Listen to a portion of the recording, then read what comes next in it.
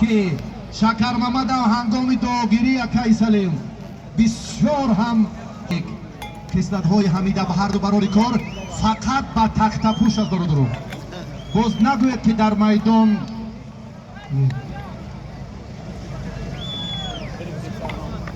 حاجی چونجان حاجی شانجان $200 دیگر در تحفه شکر محمد میر محمدوف این پهلوان زم کردم در بالای ماشین. اکای انبر این ای مکافات شما گیرید که با ایواز نشود. این امون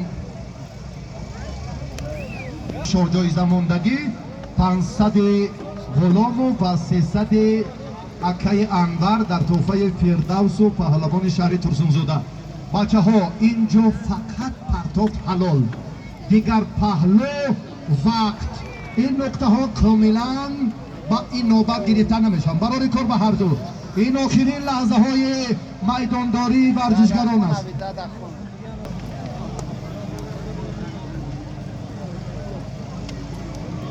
یک تحفه از نام یکی از چهره های ماندگار حاجی محیب الله که امروز فرزندانش برادرانش با یک صمیمیت و احترام الهیده قدر کردن یک شاجایزه تأسیس داده میدان امروزه از نام برادران و پیوندان حاجی محیب الله تأسیس یافته است که براشون سعادت کامل بخت و اقبال روزگار آرزومندیم که قدرشناسی کردن و احترام ترسونزاده به میدان میبراید.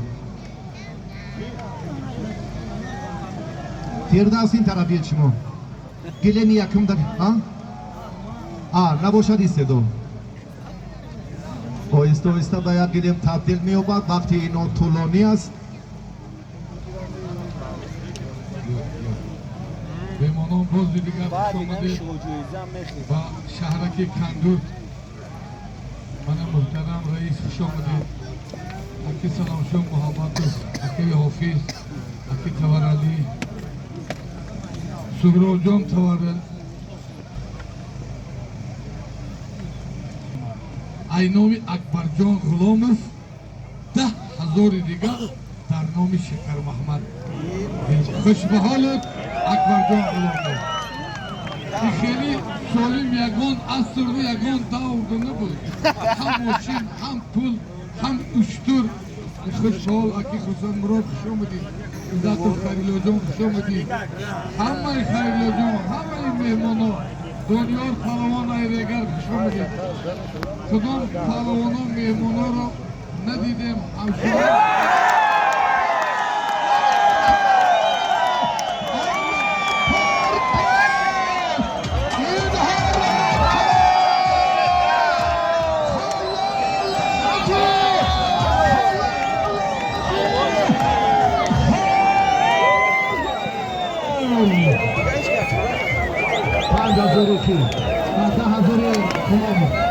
اکمل و همه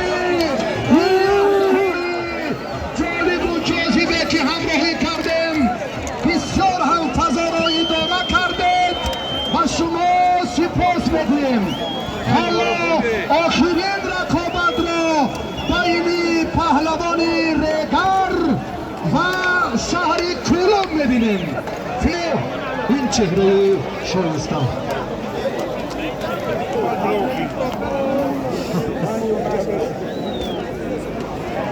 همین شام بینه بگو که هم فردوس هم بینه